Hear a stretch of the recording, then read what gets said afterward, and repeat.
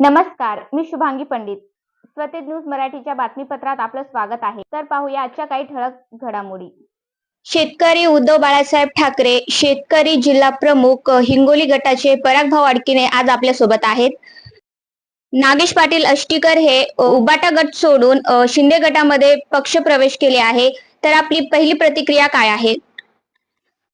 नाही, त्यांनी नागेश पाटील आष्टीकर साहेबांनी जो हा निर्णय घेतला आहे तो अत्यंत नीच आणि सर्वसामान्य मतदारांचा अपमान करणारा हा निर्णय आहे. उद्धव बाळासाहेब ठाकरे यांनी त्यांना भावाप्रमाणे जपलं.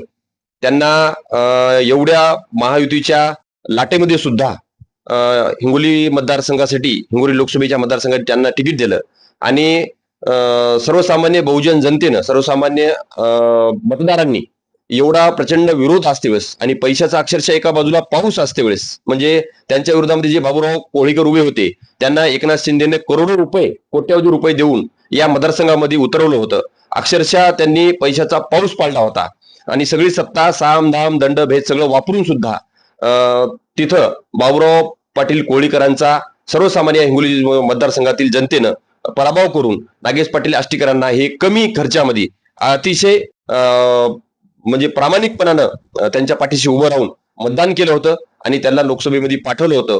ते आमचे सर्वसामान्यांचे प्रश्न लोकसभेमध्ये मांडतील, आज शेतकऱ्यांचे प्रश्न मांडतील आणि तळागाळातील काही समस्यांचं ते निराकरण करतील या उद्देशानं आम्ही सर्व कार्यकर्त्यांनी त्यांना सभागृहामध्ये पाठवलं होतं. ती त्यांनी सगळ्यात महत्वाची, मोठी आणि आम्हाला न पटणारी आणि न पचणारी चूक केलेली आहे. त्याचा आम्ही तीव्र शब्दामध्ये निषेध व्यक्त करतो. त्यांच्या विचारांवर विश्वास ठेवून त्यांना निवडून दिले होते. अशा परिस्थितीत त्यांचा हा निर्णय योग्य वाटतो का? नाही, लाचारी झालेली आहे. त्यांना प्रत्येकाला सत्तेसोबत जाणं, सत्तेसोबत राहणं हेच फक्त महत्व राहिलं आहे.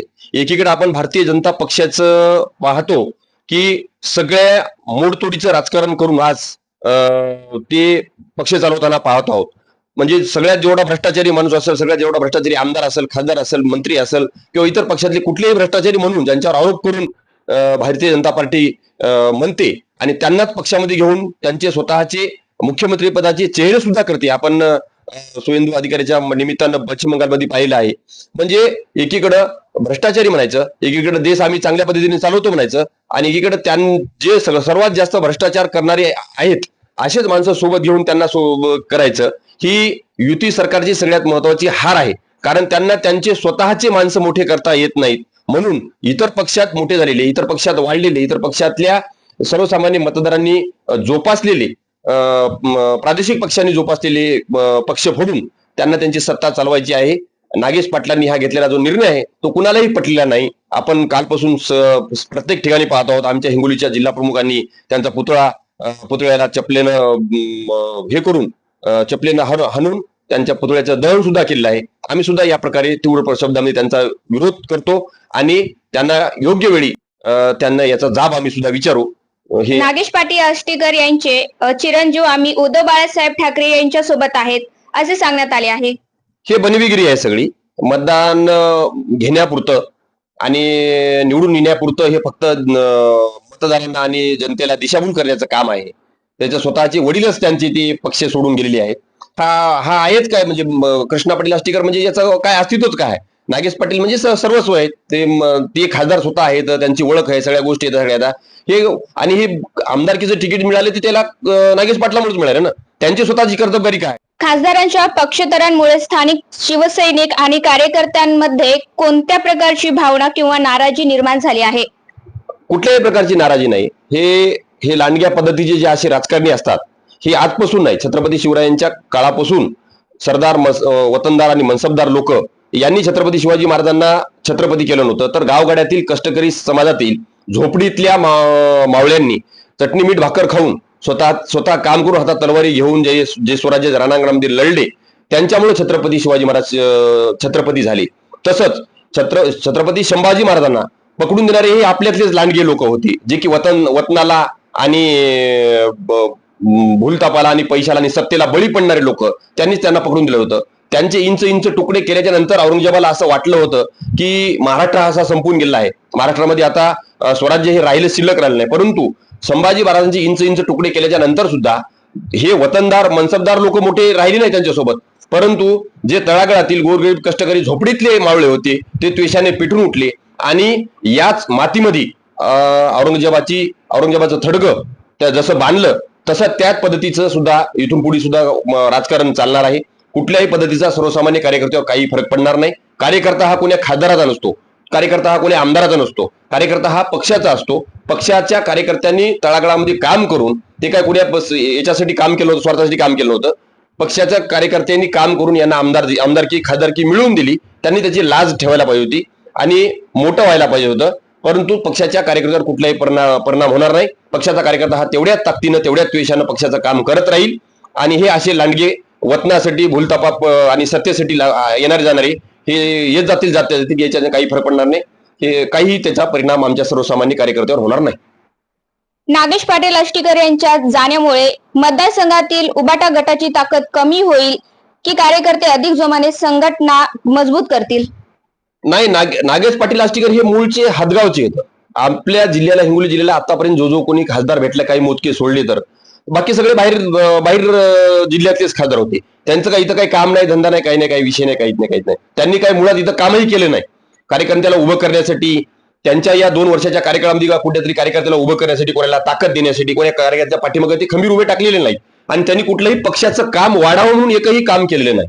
जे काही काम करायला ते आमचे जिल्हा प्रमुख काम करायला, आमचे सर्वसामान्य कार्यकर्ते जे की पक्षाच्या कमिटीतली याच्यातले आहेत, घटकातले आहेत, ते कार्यकर्ते काम करायला येतं. जसं खासदार म्हणून निवडून आले तसं त्यांनी एकही पक्ष संघटन वाढीसाठी एकही काम या हिंगोली जिल्ह्यामध्ये केलं नाही. त्याच्यामुळे त्यांच्या जाण्याने येण्यानं काही फरक पडणार नाही.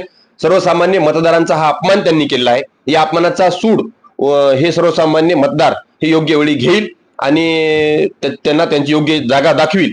कारण हिंगोली जिल्ह्याचं हे आजपर्यंत आणि परभणी जिल्ह्याचा आजपर्यंतचा इतिहास आहे की ज्यांनी शिवसेनेसोबत गद्दारी केलेली आहे त्यांना त्यांची जागा ही त्यावेळी त्या मतदारसंघातील आपल्या मतदारांनी दाखवून दिलेली आहे. पुन्हा त्यांना संधी खासदार होण्याची मिळणार नाही.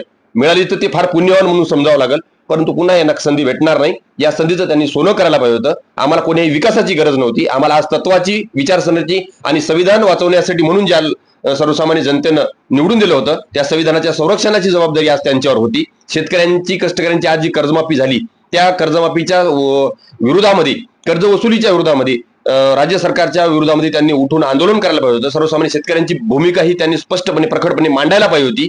शक्तीपीठासारखा एवढा मोठा महामार्ग चाललाय, उगं तोंडापुरतं बोललं, कुठल्याही याच्यामध्ये सहभागी न होता शेतकऱ्यांची भूमिका, शेतकऱ्यांची जमीन न जाण्यासाठी त्यांनी प्रयत्न करायला पाहिजे होते.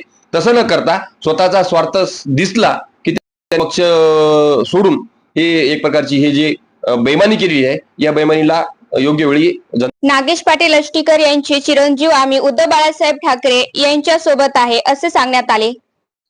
नाही, सरळ बनविगिरी आहे ते. ज्या उद्धव साहेबांनी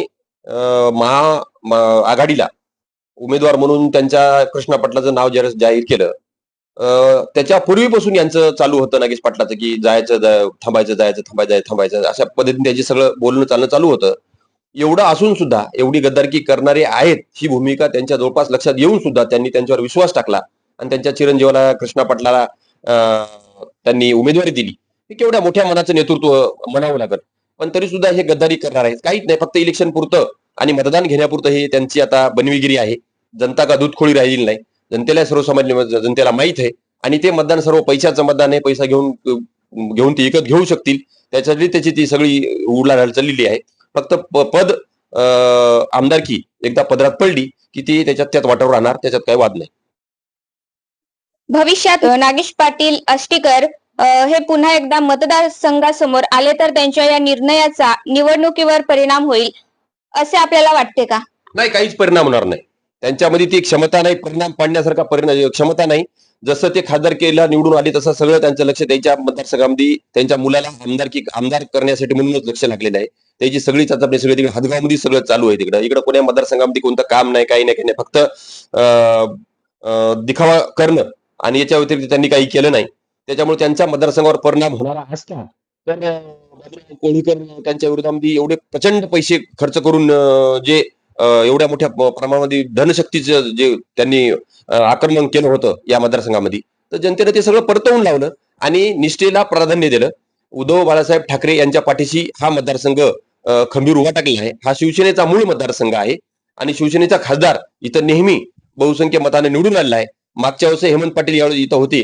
नांदेड जिल्ह्यातले असते सुद्धा आपण त्यांना निवडून दिलं. त्याच्या अगोदर सुभाषराव वानखेडे होते, ते सुद्धा नांदेड जिल्ह्यातले हदगाव तालुक्याचे होते, त्यांना सुद्धा आपण इथं त्या तिकीटावर निवडून दिलं.